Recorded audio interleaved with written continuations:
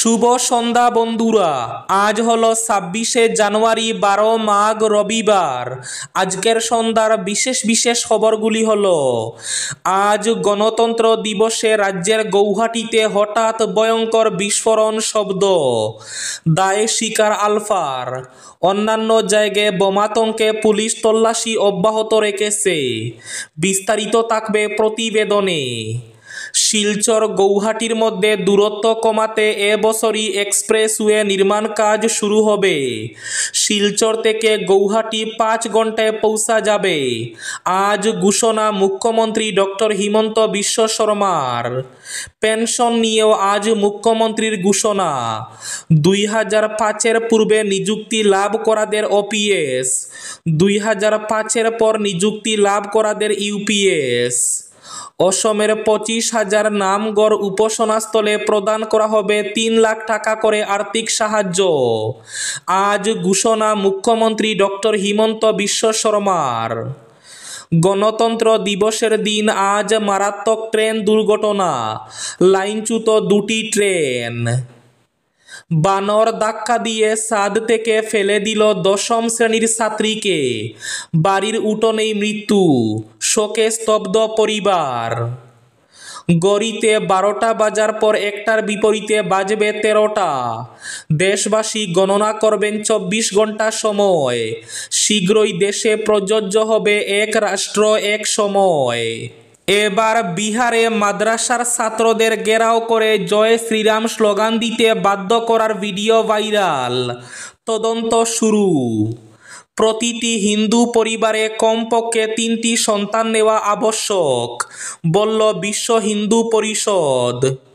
রাজ্যে ডিব্রুগড়কে দ্বিতীয় রাজধানী করার ভাবনা। আজ শিলচরে জাতীয় পতাকা উত্তোলন করলেন মন্ত্রী কৌশিক রায়। শ্রীভূমি অর্থাৎ করিমগঞ্জে গণতন্ত্র দিবসে পতাকা উত্তোলন করলেন মন্ত্রী কৃষ্ণেন্দু পাল। এবং শেষ খবরটি, পাতারকান্দিতে বাঁধের কাজে গাফিলতি বরদাস্ত নয়, বললেন মন্ত্রী কৃষ্ণেন্দু পাল। তাহলে বিস্তারিত খবরে যাওয়ার আগে অবশ্যই ভিডিওটিতে একটি লাইক করে চ্যানেলটি সাবস্ক্রাইব করে পাশের বেল আইকনটি বাজিয়ে রাখবেন এবং ফেসবুক পেজটি ফলো করে ভিডিওটি অবশ্যই শেয়ার করবেন, যাতে সঠিক তথ্যগুলো সবার কাছে পৌঁছাতে পারে। এবার শুনুন আজকের খবরগুলির বিস্তারিত। প্রথম খবর, আজ গণতন্ত্র দিবসে রাজ্যের গৌহাটিতে হঠাৎ বিস্ফোরণে ভয়ঙ্কর শব্দ, দায় স্বীকার আলফার। প্রজাতন্ত্র দিবসের সকালে গৌহাটি মহানগরে 2টি জায়গায় জুড়ে বিস্ফোরণের শব্দ শোনা যায়। প্রথম বিস্ফোরণটি লালাটিতে এবং তারপর আইএসবিটির কাছে শোনা যায়। অন্যান্য জায়গায় বোমাতঙ্কে পুলিশ তল্লাশি অব্যাহত রয়েছে।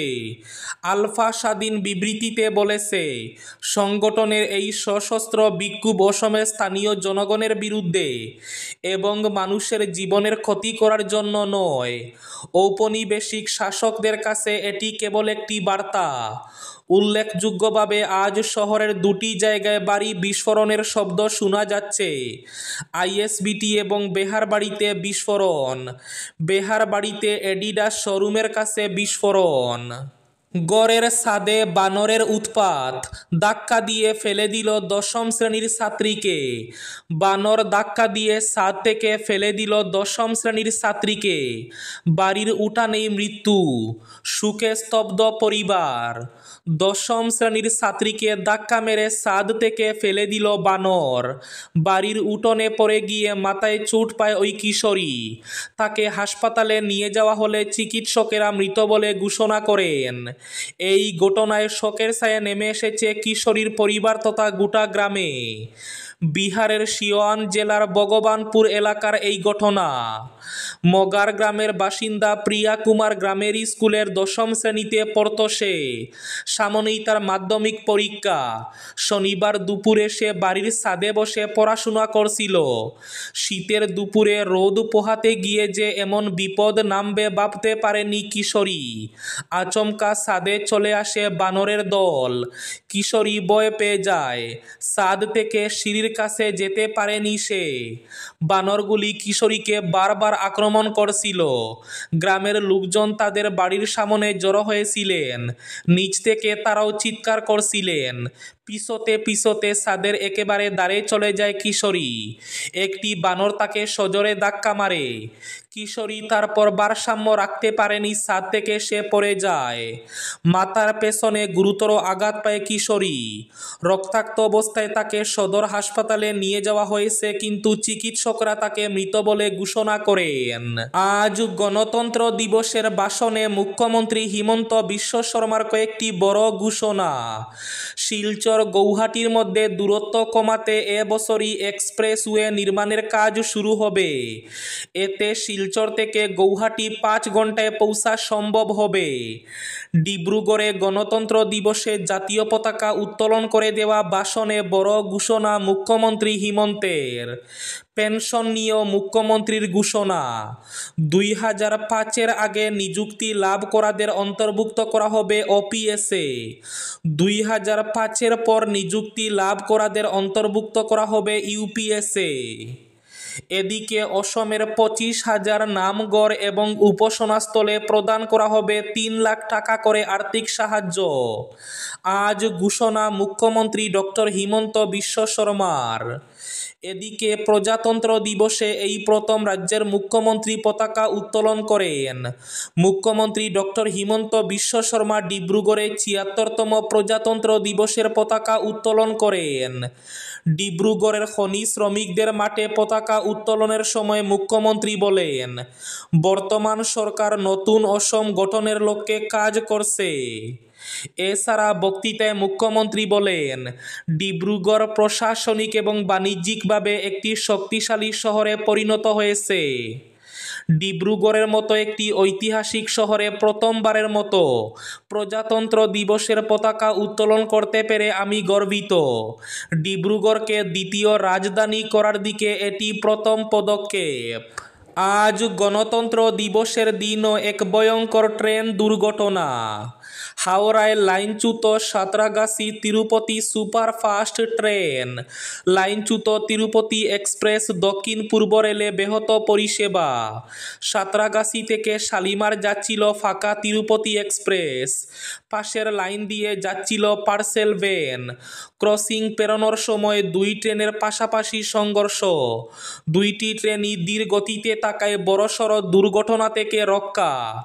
দক্ষিণ পূর্ব রেলে হাওড়ার পদ্মপুকুর স্টেশনের কাছে দুর্ঘটনার কবলে সাঁতরাগাছি তিরুপতি সুপারফাস্ট এক্সপ্রেস।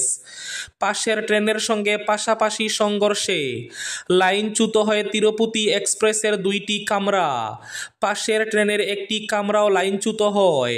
সাঁতরাগাছি শালিমার লাইনে ট্রেন চলাচল ব্যাহত। সকাল 9:30 নাগাদ পদ্মপুকুর স্টেশনের কাছে এই দুর্ঘটনা ঘটে। 2টি ট্রেন ধীর গতিতে চলায় যাত্রী না থাকায় বড়সড় দুর্ঘটনা এড়ানো সম্ভব হয়েছে। এবার বিহারে মাদ্রাসা ছাত্রদের ঘেরাও করে জয় শ্রীরাম বলতে বাধ্য করার ভিডিও ভাইরাল। এবার বিহারে ভিডিওতে কিছু যুবককে জোর করে জয় শ্রীরাম স্লোগান দিতে বাধ্য করতে দেখা যাচ্ছে মাদ্রাসার ছাত্রদের। ভিডিওটি শেয়ার করা হচ্ছে বিহারের বাঙ্কার। ভিডিওতে দেখা যায় কয়েকজন যুবক মাদ্রাসার শিশুদের থামিয়ে গালিগালাজ করছে। ভিডিওতে এক যুবককে মাদ্রাসা ছাত্রকে চড় মারতে দেখা যায়। ভিডিওতে ওই যুবক বলছে, জয় শ্রীরাম স্লোগান দিলেই যেতে দেওয়া হবে, অন্যথায় যেতে দেওয়া হবে না। এদিকে এই ভিডিওর জবাব দিয়েছে বাঙ্কা পুলিশ। পুলিশ বলছে স্টেশন ইনচার্জকে এই ভিডিও সম্পর্কে অবহিত করা হয়েছে। ভিডিওতে থাকা ব্যক্তিদের তদন্ত করে চিহ্নিত করা হচ্ছে। শীঘ্রই ওই ব্যক্তিদের বিরুদ্ধে ব্যবস্থা নেওয়া হবে। গড়িতে 12টা বাজার পর 1টার বিপরীতে বাজবে 13টা। দেশবাসী গণনা করবে 24 ঘন্টা সময়। শীঘ্রই দেশে প্রযোজ্য হবে এক রাষ্ট্র এক সময়। ভারতীয় মানের সময় আইএসটি ব্যবহার বাধ্যতামূলক করবে সরকার। শীঘ্রই দেশে প্রযোজ্য হবে এক রাষ্ট্র এক সময়। সকল সরকারি এবং বাণিজ্যিক ক্ষেত্রে মানতে হবে এই নিয়ম। জানা গেছে টাইম কিপিংয়ে মানসম্মত করার একটি পদক্ষেপে সরকার সমস্ত অফিসিয়াল এবং বাণিজ্যিক প্ল্যাটফর্মে ভারতীয় স্ট্যান্ডার্ড টাইম অর্থাৎ আইএসটি এর একচেটিয়া ব্যবহার বাধ্যতামূলক করে ব্যাপক নিয়মের খসড়া তৈরি করেছে। ভোক্তা বিষয়ক মন্ত্রক 14 ফেব্রুয়ারির মধ্যে জনসাধারণের মতামত চেয়েছে। সারা দেশের সঙ্গে আজ বরাক উপত্যকায়ও উদযাপিত হল ৭৬তম গণতন্ত্র দিবস। বরাক উপত্যকার শ্রীভূমি জেলায় এই বিশেষ অনুষ্ঠানে জাতীয় পতাকা উত্তোলন করেন রাজ্যের মন্ত্রী কৃষ্ণেন্দু পাল।